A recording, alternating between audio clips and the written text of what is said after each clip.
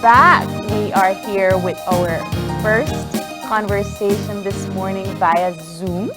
We have our two special guests from our Circl. We have Miss Derricia Castillo Salazar, who is the Managing Director of our Circl. And we also have via Zoom Miss Denae Fairweather, who is the Board President. Good morning, ladies. Good morning. Thank you for being here with us this morning. How are you? I guess we're as okay as we can be, being that we're still navigating this pandemic. Right. Isn't that the truth? All right. But that's not the conversation we're having today, right? But we're grateful to have you. Of course, the letter that you issued, that you published yesterday, has been a topic of conversation. And of course, people they have questions. And so we want to ask you those questions this morning. But let's just start off with a bit of background about our Circl and what you do. Derricia? Our Circl is an organization that works with LGBT farmed families. LGBT farmed families meaning that one or more adults within that family identify as a part of the lesbian, gay, bisexual, or transgender community. So our Circl was actually created out of the need for the visibility of these LGBT farmed families, as well as the visibility of LGBT couples. As we've mentioned on numerous occasions when we've done our outreach and speak on our organizations, legally we don't exist in this country. We are just at a point where terminologies such as diverse families, rainbow families are being used in public spaces. So our Circl has a resource center where we try to link our beneficiaries or clients to resources which are available and are inclusive to LGBT persons throughout the entire country. Some of them are even linked to services in the region. So pretty much in a nutshell, our Circl works to support LGBT farmed families here in Belize and those who wish to have those families. Yeah. How many people would you say you represent? In total, we would say as our regular clients, it would be over 120 LGBT farmed families. And those families would be made up of 2 or more LGBT persons, and sometimes even their children. And we reclaim the term family by not necessarily saying you have to have children to be considered a family. So when we speak of family, we're not associating all of them with children. We are also speaking on couples, LGBT couples, who have committed to each other and are in what they consider or what they would define serious relationships. Yeah. So, let's dive into the issue here, because one of the things in your letter that you cited, and I know that LGBT organizations have been trying to collect data over the years about discrimination that they have faced and how they have fallen victims of crimes due to their status. And I want to talk about that first, because where you first start with children and how they are discriminated. Explain to us, what you have documented as discrimination that the LGBT families have suffered. Well, when it comes to the discrimination that is imposed on our children, it pretty much goes from a legal standpoint, where a lot of our legislations and policies, which have the mandate of being inclusive to all children and fostering safe environments for all children, exclude children who are a part of these LGBT-headed families. specifically because there is no recognition to the parental rights of two same-sex couples. So it's not where it is directly imposed upon our children, but we see that where the discrimination or the invisibility of the parents has a trickling effect on the children and services that they can access. For instance, one of our biggest is with the Social Security scheme which exists. If that child is not the biological child of one of the LGBT parents, and I'll use that terminology loosely, they cannot get the same benefits as would a biological child receive. Also, they are not eligible for what would be considered stepchildren by definition within our Families and Children's Act and regulations. So we see that we highlight our children because at many points we see where the discrimination lies on us as the adults. But Belize is a country where we've looked at the family being one of the fundamental principles to actually working towards a society where we see everyone equal. And when we see that our children are being discredited because of who they or what their family is made up of, that is our biggest concern. When it comes to health, there's a process or there are systems which exist which would not allow the parent who is not biological to be able to make decisions, to be able to apply for certain benefits to cater to that child. So for us, our biggest concern is the fact that more and more of our community members are exercising their right to a family, are identifying ways as to how they can start their family and include children within that. And years ago, family, LGBT, children, these were conversations that people thought would forever be taboo. But we're at a point now where these families exist.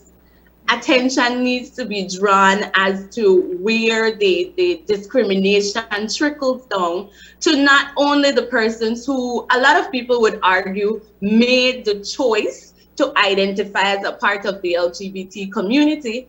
However, it's not a matter of choice anymore. We're at the point where our families exist. Our children are being discriminated through, whether it's indirectly, through policies which refuse to acknowledge a part of their family and would be able to allow them that structure. I mean, and I'm sure Denae would chime in that in Belize we don't have a set family structure. And that's actually one of our reasons why we decided to take up this mantle and create some kind of clarity or try to ask the minister for some kind of clarity, because it's very troublesome for us. Where Belize on a whole, a lot of what would be considered Christian principles would contradict our way of life, would contradict the progress we've made in trying to be equal and allowing persons to access their basic human rights. Let's bring Denae into the conversation here, because I want to hear from you as well, because you have cited the specific words used by Minister Usher, who recently, this was an interview to put it in context, where he was asked about having the responsibility of religious affairs added to his portfolio. And he spoke of several things. He spoke of, being in liaison with the Council of Churches, encouraging a better relationship. And in that, he made one statement, and that is the point that you have written about for clarification. Let's talk about why you reacted to that, Denae. I think one of the main concerns for us is specifically that one, the portfolio mentions religious affairs, but most of the statements made seem to be concerned with Christianity, and in particularly specifically for Christian affairs. And so then that not only excludes our community, but it also excludes persons who may not prescribe to the Christian faith, or who might identify with another religion, or who might be irreligious. So our biggest concern is what specifically does he mean by Christian principles, because the term Christian principles leaves a lot to interpretation. It's very ambiguous. What Christian principles are we referring to? Now, there are a lot of people who ascribe to Christian religions, Christianity-based religions. They'll be watching and they'll say, "Why are you attacking this so early on?" How would you respond to that? I actually don't see it as attacking. I see as we're concerned with the fact that there's this emphasis placed specifically on Christian principles being the guiding force to our laws, or to the way we govern our country, when that would set us back decades. That would be a threat to a lot of the work that these human rights organizations have been doing, to allow persons access to certain resources. And I don't think it's attacking anybody specifically, because even persons who may ascribe to the Christian faith, they might be affected by any amendment to any laws that are based on these principles, because then that may mean that does it mean that contraceptives won't be available anymore, in terms of healthcare? Does it mean that persons who are in relationships and they may want to leave that relationship because it is unhealthy, does that mean that no, I'm not allowed to divorce my partner or separate from my partner based on the Christian principle that we're not supposed to divorce and that we're supposed to stay with this person? So I think that it would still, some of our concerns would still affect persons, or still persons who do ascribe to the Christian faith should still be concerned as well, because these are things that might still affect them. Agreed. I like that you brought up certain points about maybe women would not be able to divorce their husbands, or so forth, there, because there are other quote unquote Christian principles that the day-to-day persons do not understand it as such. It could go so far as certain people would only be catered to a particular amount of education for the time, right? I wanted to ask about the merging the public service with Christian fundamental principles. Maybe that is something more along the lines of philanthropy, charity works, and so forth, but why did you feel the need to highlight that part?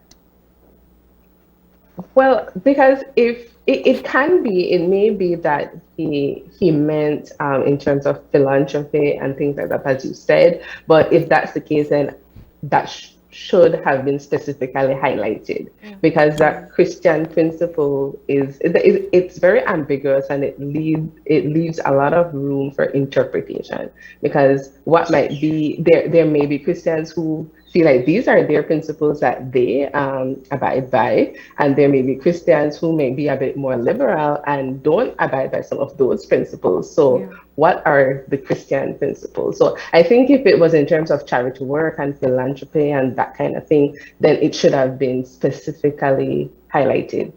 When I read the letter, it took me back to the Section 53 court battle, because in the public debate that was ongoing, it very much became diluted down to a LGBT versus church in the opposing views.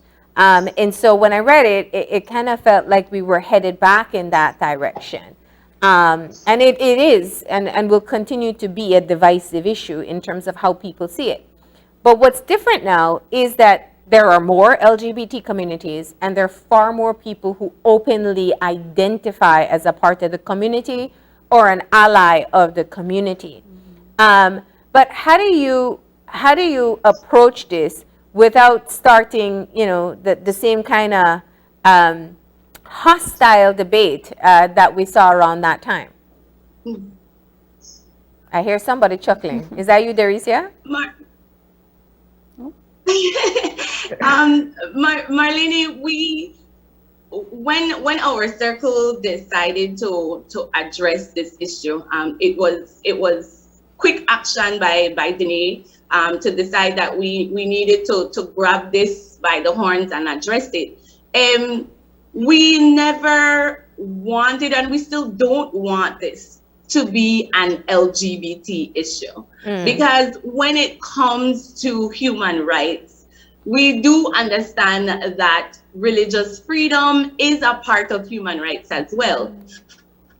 However, what we don't want to see is that because of having these Christian principles embedded in services that should be accessible to everyone, that we would see that we would face religious persecution.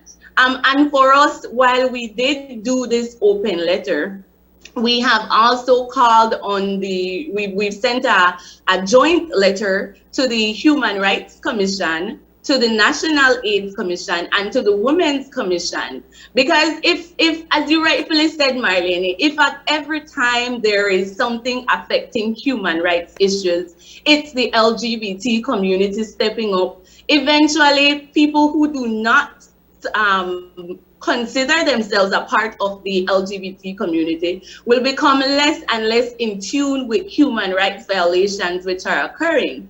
So for us, while yes, we are here at the mantle, we do want to encourage, and I think encourage is still a very soft terminology to use, but we want to see these commissions who have been entrusted in protecting and ensuring that policies and legislations and the way of life of Belizeans are pretty much enshrined with human rights treaties and conventions that we've signed on to. So we want to see, especially with a situation like this, where those two statements and the entire concept of having a minister in charge of religious affairs could pose a threat to the work that the Human Rights Commission has invested millions of dollars in, that the National Women's Commission is still investing money in, that the National AIDS Commission are investing in. I mean, we've seen and we've looked at these even from a religious lens, that at some point we needed to have the human rights segregation between the religious freedom. And I think that we're at a point where it's exactly like you stated, Marlene, at some point something that should be addressed and should be highlighted within every household and be a question of concern and a question of thought by every Belizean may be interpreted as an LGBT issue if these commissions remain complicit, because their silence is very, very, very, very deafening to us as human rights defenders, because this is where we should be able to liaise with these commissions and say, hey, okay, we flagged it. The women's group have flagged it. The indigenous groups have flagged it. As a commission, their position and their stance can definitely create a leverage so that Belizeans start acknowledging that human rights violations or statements such as those can lead to an entirely new way of life for us. So we're hoping that this does not become does not become perceived as an LGBT versus religion issue, because it is in no way, shape, or form that such an attack as was termed earlier. All we're asking for is some clarity in regards to what the minister meant when he stated about merging Christian principles into public service. And if it is, as Denae mentioned, from a charity and a point of not being necessarily legislative, we need to accept the fact that there are NGOs and CSOs who receive government funds. Now, would that mean that organizations such as BFLA can't give contraceptives, can't give out condoms, aren't allowed to support the young people in the way that they are because of these Christian principles? Does it mean now that if two heterosexual couples who want to adopt must get a signature from a pastor to say that they are church-abiding people? Does it mean that my son cannot attend a Catholic or a religious school, apologies, a religious school or a school based on Christian principles because his mother identifies as a part of the LGBT community? I mean, it needs to be a discussion beyond the sexual orientation or sexual identity of the people, championing these human rights issues and looking at the fact that his statement and his interview left wide interpretation for all of our lives to be impacted. I hear that. But let me just ask this.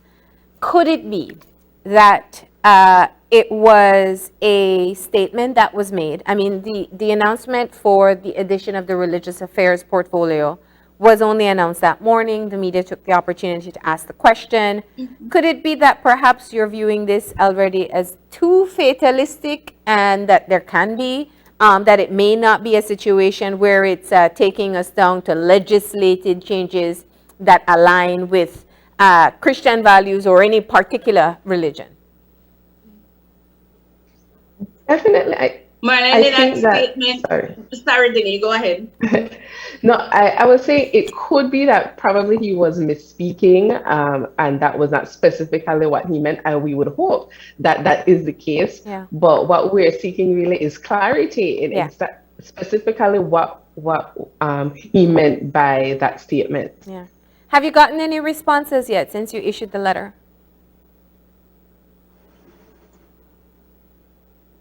No, we haven't gotten any response from the minister, and we haven't gotten any response from the Human Rights Commission, the Women's Commission, or the National AIDS Commission. Okay. Do you work closely with these NGOs? Very close, actually. Yeah. We do work very close with these commissions, and hence the reason I made the statement that their silence is very deafening. And it also puts value, or it also sheds light as to their value of us as civil society organizations. Because go ahead, sorry. No, I was going to say perhaps they are waiting for that clarification from them, because like you said, it's largely open to interpretation, right? So perhaps he is making statements based on certain projects that he wants to create in the near future, but perhaps it would be best if everyone would come together and work alongside him, because words can be misinterpreted, right? And the mere fact that he kept highlighting Christian principles, even though Belize is a very Christian-based society and country, right? Yeah, by faith, we still have a lot of minority religious groups. And so the caption or the title, of Minister of Religious Affairs is also open to interpretation, because religious affairs doesn't necessarily mean Christian. That is so true. And like you said, it's open to interpretation, and hence the reason all we're asking for is some clarity, so that his words cannot be used as a leverage or a springboard for religious discrimination. That is all we're asking. Can you please make a statement, put up a Facebook post, do a TikTok, do something to let us know what exactly it is that you meant, and what exactly your portfolio will encompass, so that we can know how to better address these systems, as well as how we can work with him as the minister in charge of religious affairs. Because like we mentioned, even within our clientele, we have persons who subscribe to the Christian faith, and we support them in any way that we can. But what we want to be able to do is to understand his position, that if he did misspeak, that he can rectify or explain in layman terms to the common Belizean what exactly it is he meant, so that it does not leave that ambiguous position of being a springboard for religious discrimination. All right. Well, ladies, this was an opportunity to understand why these comments elicited this reaction from you. I think you have made your position clear. I hope that we're able to hear back from you if you do get a response, and if you're able to get more clarification on the comments made. But thank you for helping us understand. Thank you. Thank you so much for us. inviting us. All right. And that was our Circl. We are going to go ahead and take a break. When we come back, we're going to be looking at major crimes trends. We're going to be joined by a representative of the Belize Crime Observatory, the Domestic Violence Unit of the Police Department, the head of the prison, and the National Forensic Services. So we have a big conversation coming up looking at what happened in 2021. So please stay tuned.